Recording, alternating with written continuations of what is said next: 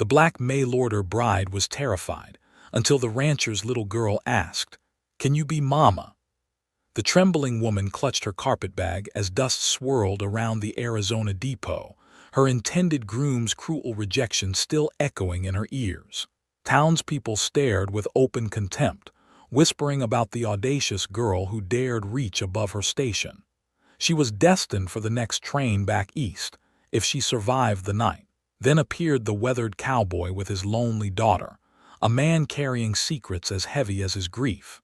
He offered shelter, but both harbored hidden truths that could either save them or destroy everything they'd built. She possessed knowledge he desperately needed, while he held the power to give her what she'd always sought. Would their fragile alliance survive the storm of prejudice brewing around them, or would the town's hatred tear apart their chance at redemption? Before we continue, comment where you are tuning in from. Perhaps we will publish a story there. Clara Walker stepped off the dusty train clutching her worn carpetbag and a letter that had promised her a new life.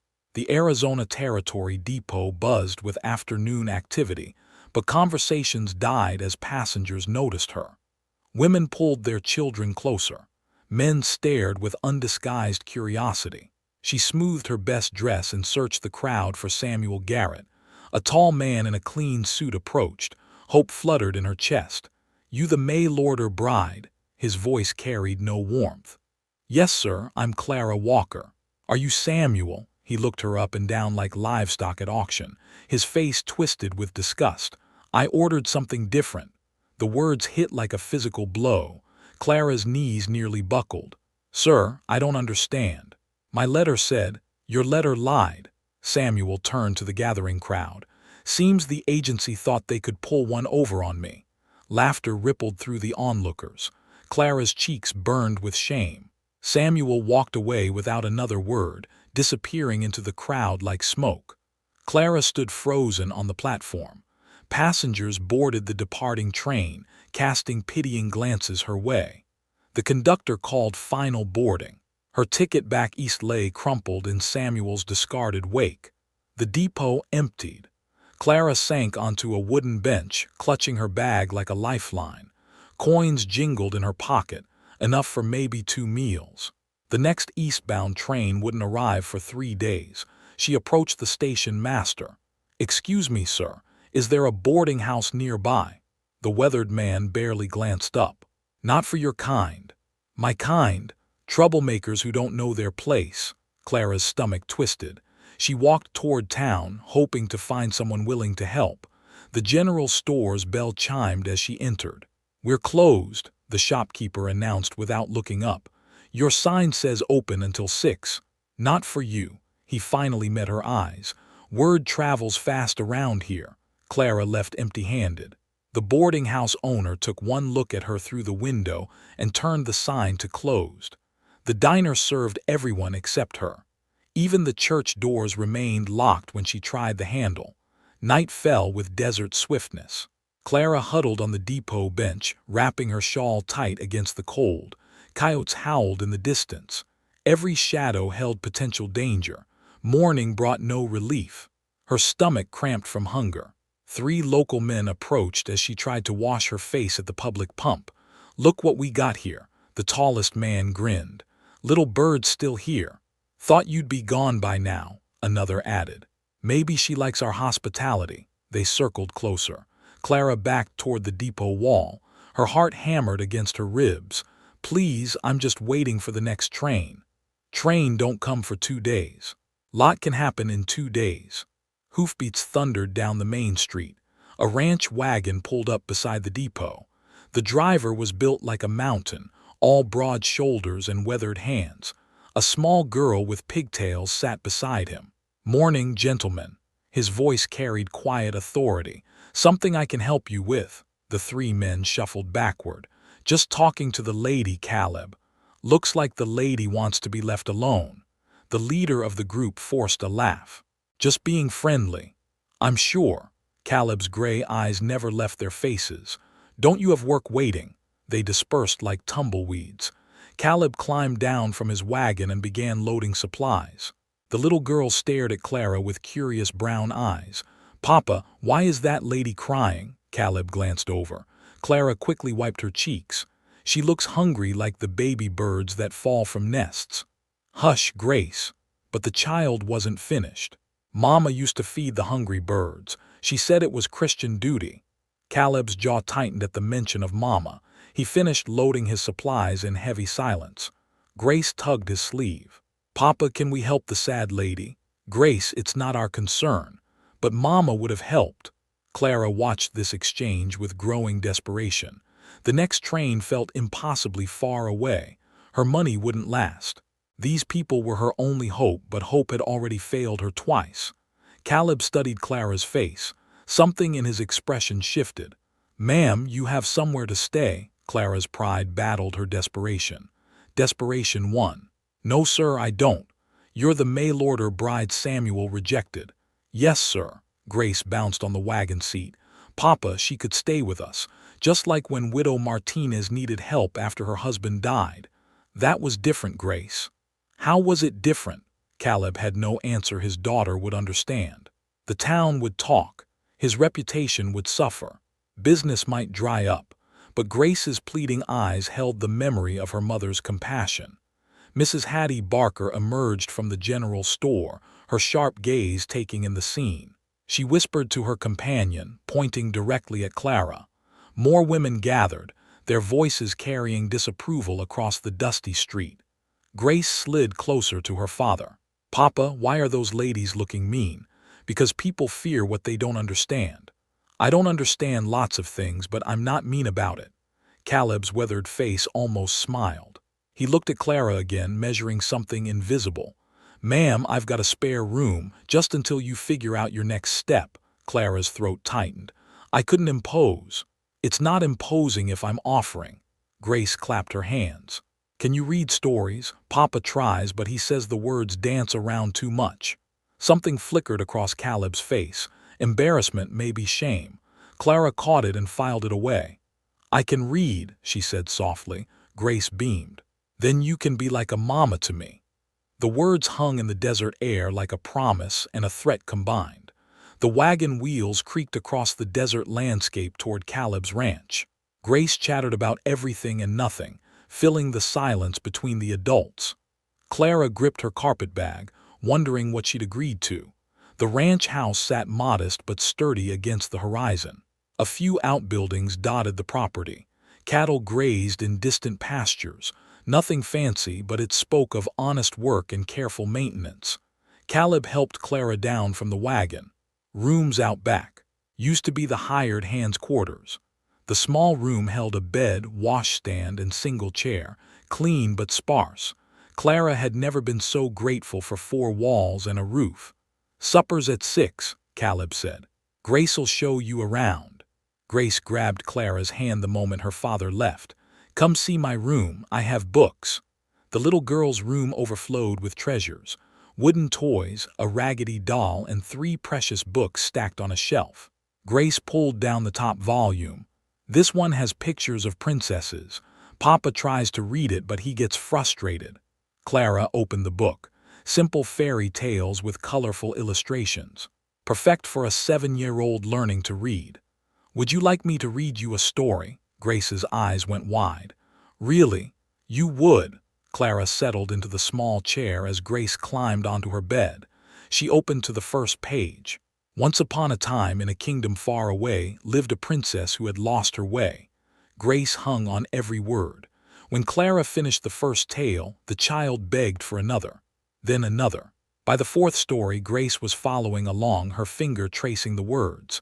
"You're a wonderful reader," Clara said. "Papa says I'm too slow." "Papa's wrong. You're exactly where you should be." Grace beamed. Something warm uncurled in Clara's chest. She hadn't felt useful in so long. Supper proved awkward. Caleb barely spoke, focusing intently on his food. Grace filled the silence with questions about Clara's journey, her favorite colors, whether she liked horses. After the meal, Clara helped clear dishes. Grace appeared with her books. "Story time," Caleb looked up from his coffee. "Grace, Miss Clara's tired."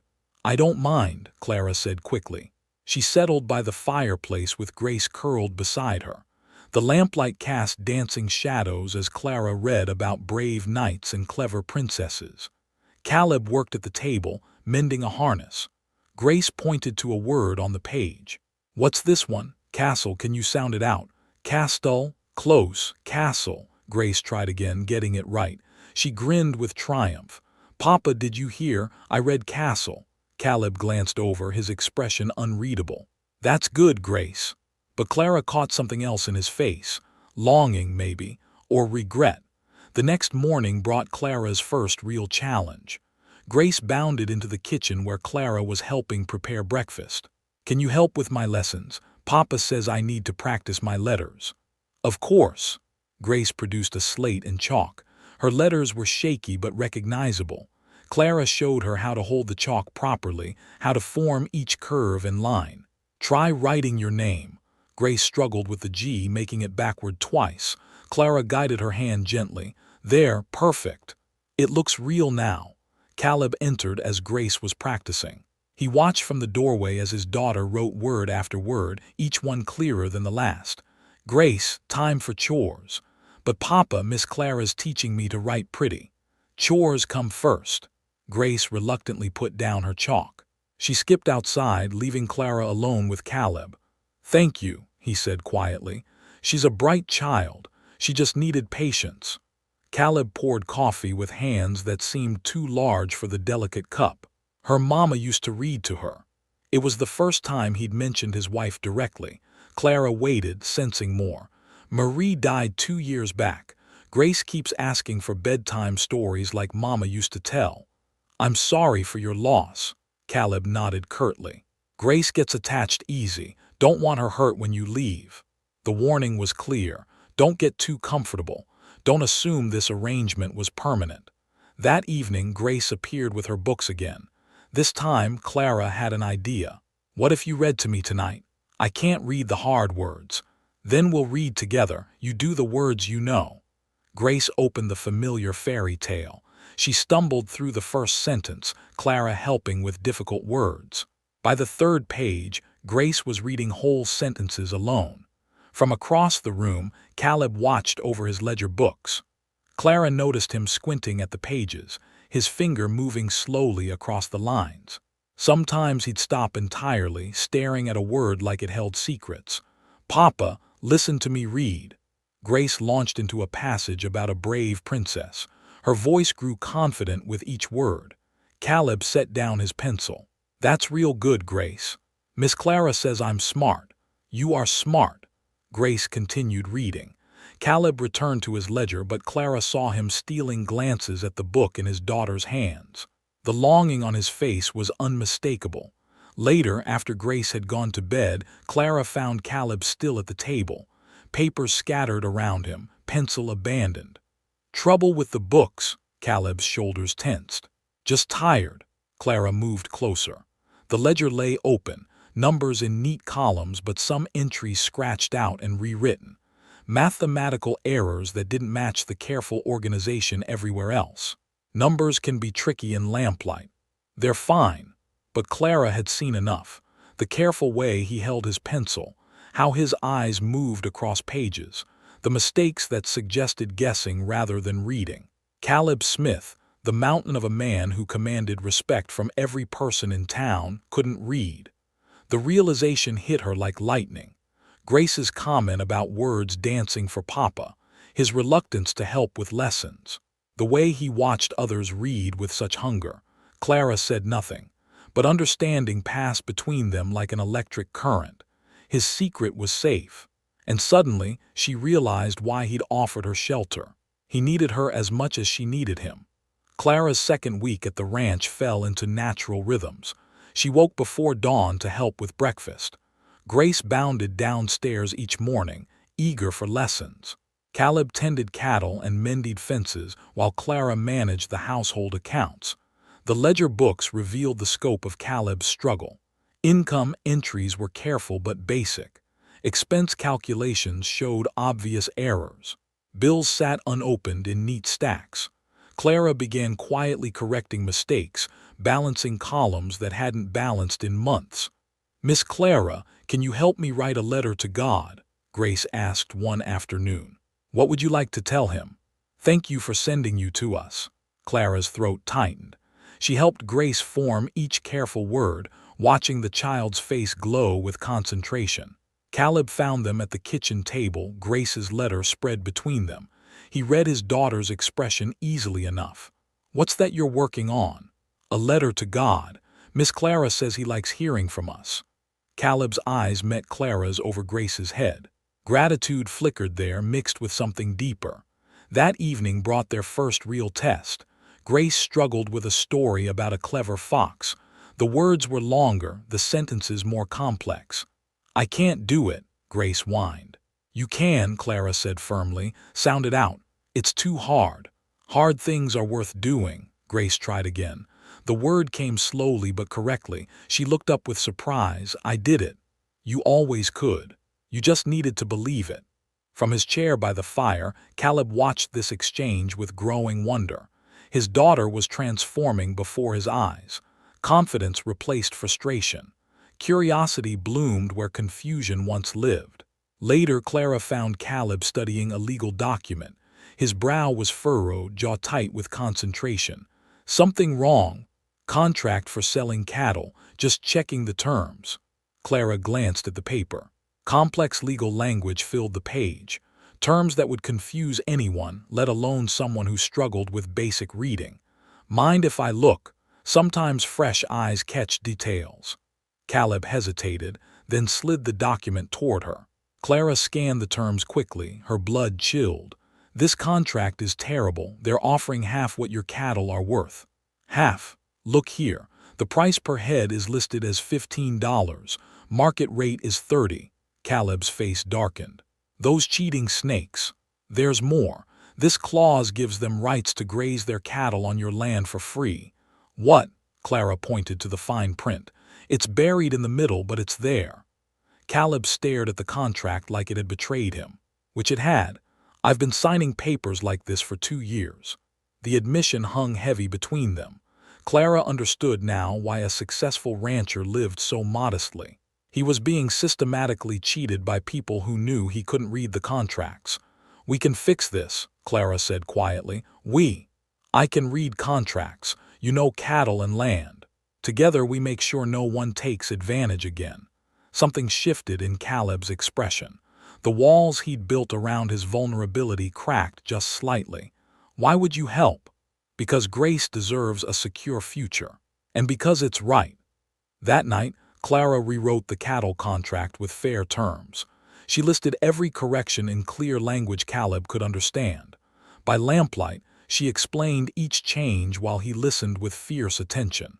"You sure about these prices?" "I helped my father negotiate contracts back east.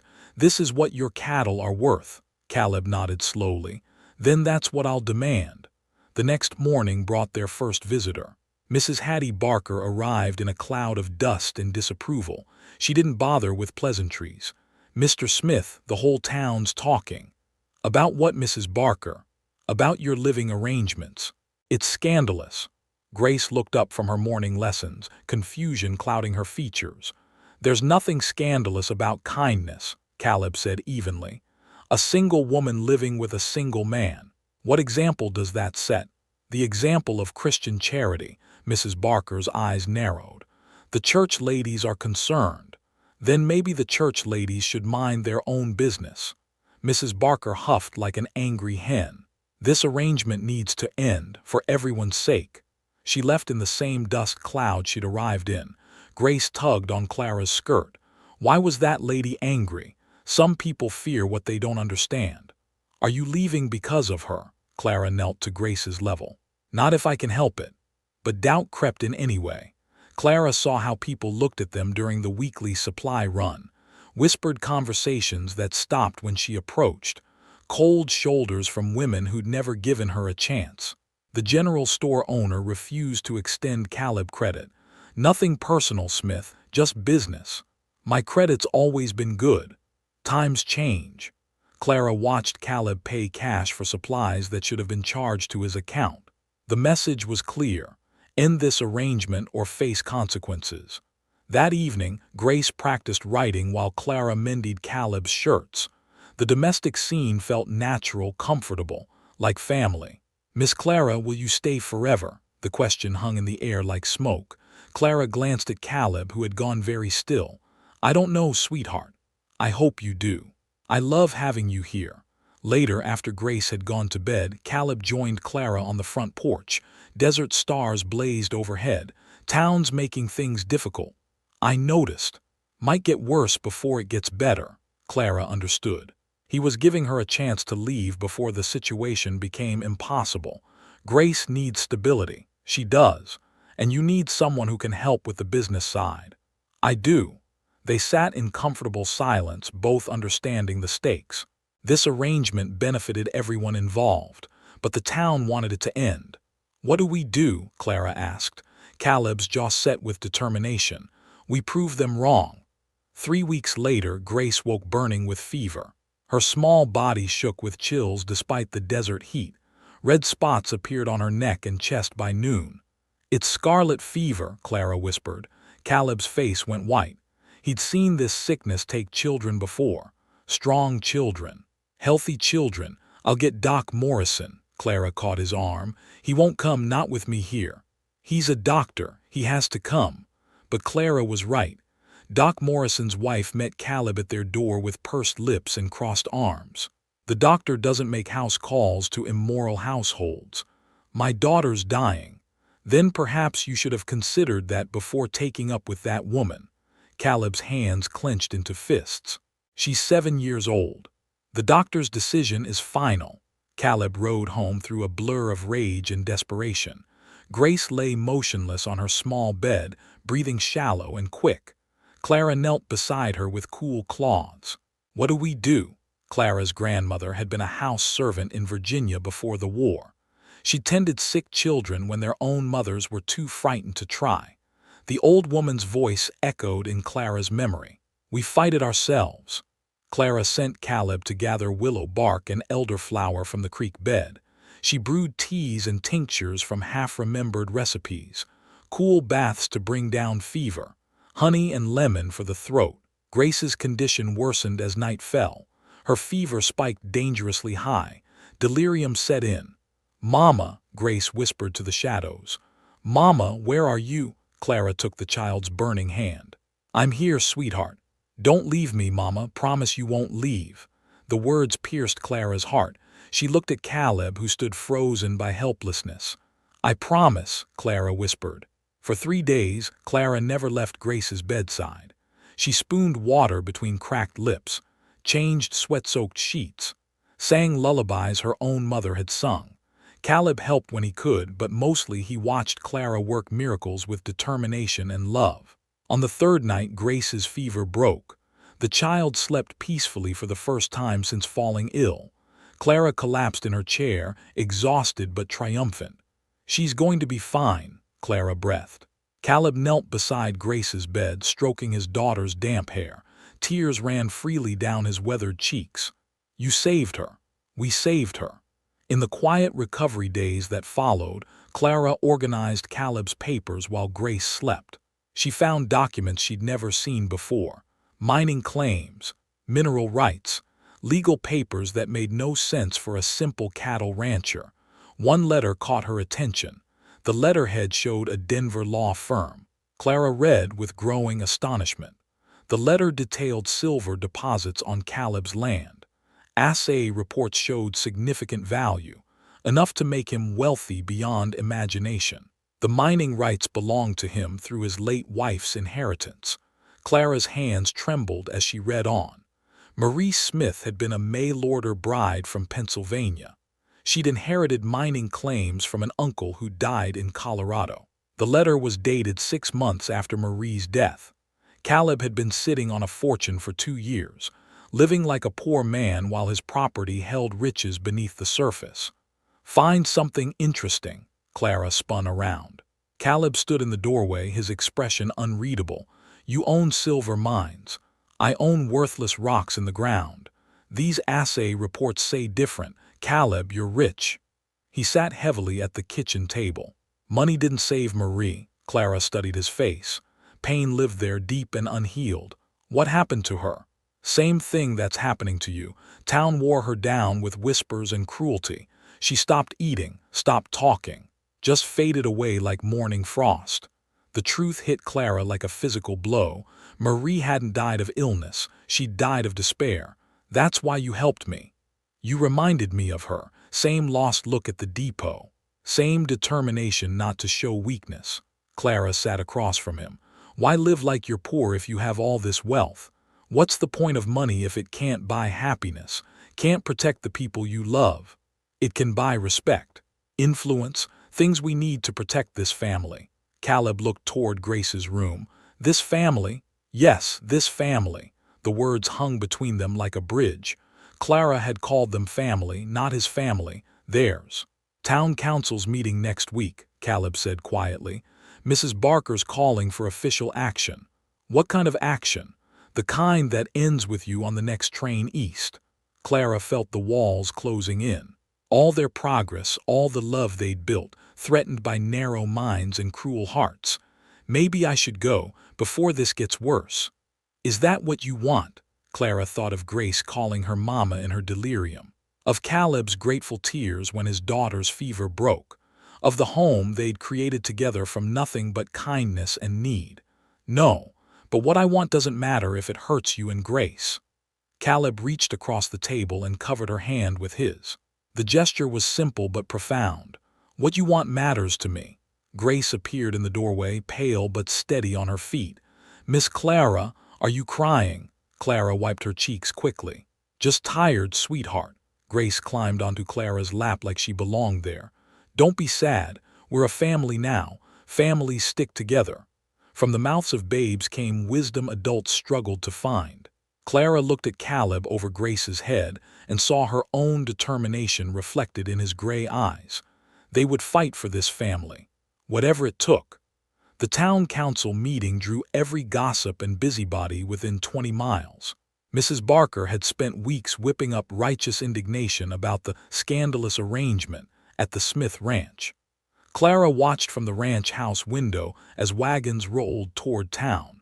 Maybe I should just leave, Clara said for the 100th time. We've been through this. Caleb adjusted his Sunday shirt and straightened his shoulders. We face this together. Grace bounced between them, oblivious to the gravity. Can I come to the meeting? Not this time, little one. Why do those people want Miss Clara to leave? Caleb knelt to Grace's level.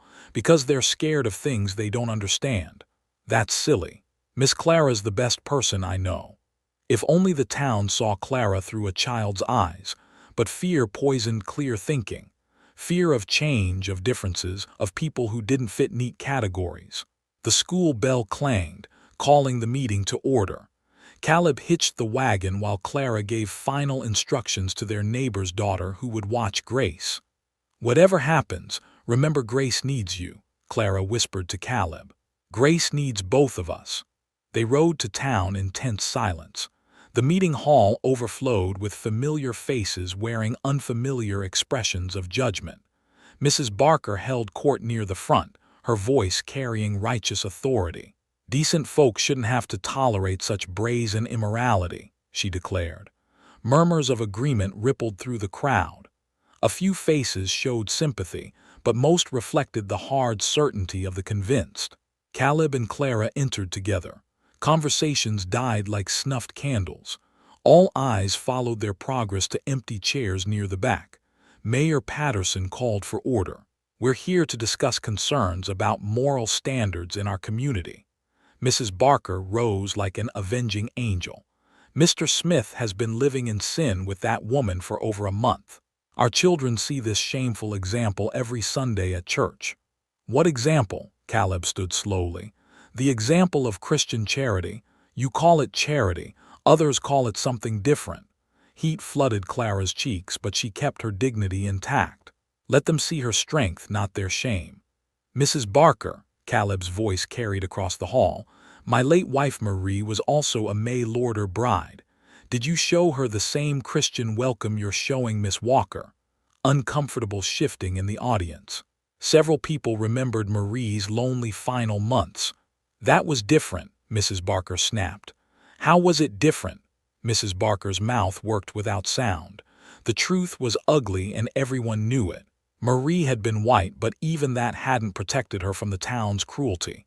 The point is, Mrs. Barker recovered, this arrangement is inappropriate. We demand you send this woman away. And if I refuse, then you face the consequences. No credit at local stores, no services from local businesses, complete social exile. The ultimatum hung heavy in the stale air. Caleb had to choose between community acceptance and his chosen family. Clara started to rise. Perhaps it would be best, sit down. Caleb's quiet command brooked no argument. He walked to the front of the hall, facing the crowd like David before Goliath. You want to know who Clara Walker really is? She saved my daughter's life when your doctor refused to come. She's teaching Grace to read better than most adults in this room. She's helped me negotiate fair contracts instead of getting cheated by smooth talkers. Mayor Patterson shifted uncomfortably. Several businessmen had been taking advantage of Caleb's illiteracy for years. More than that, Caleb continued, she's brought joy back into a house that knew only grief. Grace calls her mama because that's what she's become. Family. Not by blood or ceremony, but by choice and love. Pretty words, Mrs. Barker interjected, but they don't change the impropriety. Caleb reached into his jacket and pulled out legal documents. Maybe this will change your minds. These are mining rights to silver deposits on my land, worth more than this entire town combined. Gasps echoed through the hall. Several council members leaned forward with sudden interest. I've been living modest while sitting on a fortune because money couldn't save my first wife from your cruel tongues, but I won't let you destroy my second chance at happiness. Second chance, Mrs. Barker's voice cracked. I'm filing papers to make Clara Walker my daughter's legal guardian. She'll have full authority over Grace's care and education. Anyone who objects can take it up with my lawyers in Denver. The power shift was immediate and visible. Wealth commanded respect where kindness had found only judgment. Tom Bradley, the general store owner, cleared his throat. Caleb, maybe we've been hasty. Miss Walker seems like a fine woman. She was fine yesterday too, Tom. What's changed besides your knowledge of my bank account? Bradley flushed red. Others mumbled agreement, suddenly remembering Clara's virtues they'd overlooked. This is about more than money, Caleb pressed on. It's about the kind of community we want to be. One that destroys good people for being different, or one that celebrates when lost souls find home. Mrs. Henderson, the blacksmith's wife, stood slowly. My Billy's been asking about reading lessons. Says Grace Smith reads better than children twice her age. Miss Walker's been teaching her, Caleb confirmed. Maybe she could teach other children too. We've needed a proper teacher. Murmurs of interest replaced murmurs of condemnation. Clara felt the tide turning, powered by practical need and economic influence. Mrs. Barker stood isolated as her support crumbled. You're all making a terrible mistake. The only mistake, said Mayor Patterson diplomatically, would be losing valuable members of our community over misunderstandings. The meeting dissolved into clusters of conversation. Several families approached Clara about tutoring their children. Business owners who'd shunned Caleb suddenly found reasons to discuss future dealings. Clara watched Mrs. Barker leave alone, her crusade abandoned by fair-weather followers. Think it's over? Clara asked. The worst of it. Caleb took her arm gently. Ready to go home, home. The word settled warm and certain in Clara's heart. They had fought for their family and won. 6 months after the town meeting, Clara's makeshift school bustled with 8 eager students. The ranch house parlor had been transformed into a proper classroom, complete with slate boards and carefully organized bookshelves. Children from neighboring ranches rode in twice weekly for lessons that had become the talk of 3 counties. Grace thrived as Clara's unofficial assistant, helping younger students with their letters while tackling arithmetic that challenged children twice her age. The shy, lonely girl had blossomed into a confident leader who spoke of her Mama Clara with unshakable pride. Caleb's silver mining operation brought steady prosperity to the entire region. He employed local men at fair wages and invested profits in community improvements. The new schoolhouse he'd funded would open in fall, with Clara as the official teacher. His illiteracy remained a carefully guarded secret, but Clara had begun teaching him to read during quiet evening hours. The transformation wasn't limited to the Smith household. Tom Bradley's general store extended credit freely to all customers, regardless of color or background. Mayor Patterson had instituted policies welcoming newcomers with kindness rather than suspicion. Even Doc Morrison had begun making house calls without regard for gossip or judgment. Mrs. Barker remained the lone holdout, but her influence had withered like desert flowers in drought. She sat alone at church. Her former followers, having discovered the rewards of tolerance, outweighed the satisfaction of righteousness. On this particular autumn morning, Clara was reviewing spelling lessons when Grace burst through the front door. "Mama Clara, Papa, there's another sad lady at the train station." Clara and Caleb exchanged knowing glances. They'd been expecting this moment for months. The railroad brought mail-order brides through town regularly, and not all arrangements ended happily. "Same as before?" Caleb asked. Grace nodded vigorously. "She's sitting on the bench crying. Her dress is all wrinkled and her bag looks old like yours was." Clara's heart squeezed with recognition. She remembered that particular despair intimately. The crushing weight of abandonment, the terror of facing an uncertain future alone. "Students, please continue with your arithmetic while I step outside," Clara announced. The children bent over their slates obediently. Clara's classroom ran on mutual respect and clear expectations. These students would wait patiently for her return. Caleb hitched the wagon while Clara gathered supplies. Extra blankets, food, and most importantly, hope. Grace climbed onto the wagon seat between them, appointed herself official welcoming committee. The depot scene was painfully familiar. A young woman sat hunched on the wooden bench, clutching a carpet bag identical to Clara's from months before. Her shoulders shook with quiet sobs. Passengers and townspeople gave her a wide berth, their expressions ranging from pity to disgust. "Ma'am," Clara's voice was gentle as she approached, "you look like you could use a friend." The woman looked up with red-rimmed eyes. She was perhaps 19, with delicate features and skin that had seen too much sun. Her dress, though clean, showed careful mending in several places. "I'm waiting for the next eastbound train." "When does it arrive?" "Tomorrow evening." Grace hopped down from the wagon and approached without fear. "Are you hungry?" "Mama Clara makes the best biscuits in the whole territory." The woman's face crumpled at Grace's innocent kindness. "I don't have money for food." "Good thing it's free then," Caleb said quietly. Clara recognized the internal struggle playing across the woman's features.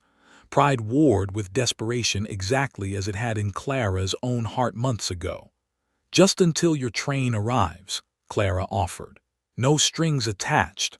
"Why would you help a stranger?" Grace piped up before the adults could answer. "Because that's what families do. We help people who need helping." The woman looked between Clara, Caleb, and Grace with growing wonder. "You're a family, the best kind," Grace declared. "We chose each other." Clara knelt beside the bench. "What's your name?" Sarah Mitchell." "Well, Sarah, I'm Clara Walker. This is Caleb Smith and his daughter Grace. And we've all been exactly where you are right now." Sarah's eyes widened. "You were a mail-order bride too, rejected at this very depot, sat on this same bench wondering if I'd survive the night." "What happened?" Clara smiled, remembering her own transformation. "I found out that sometimes the life you think you want isn't half as good as the life you never expected." Sarah allowed them to help her into the wagon. Grace chattered about school and horses and her favorite books, filling the silence that grief and shock had created. By the time they reached the ranch, Sarah's tears had stopped. The house welcomed Sarah as it had welcomed Clara. Warm food, clean linens, and most importantly, acceptance without judgment. Sarah ate her first real meal in 3 days while Grace demonstrated her reading skills. "She's brilliant," Sarah murmured to Clara. "All children are brilliant when given proper encouragement." That evening, Sarah joined their familiar routine. Clara read stories while Caleb worked on ranch accounts with Clara's patient assistance. Grace practiced her letters, showing off for their guest.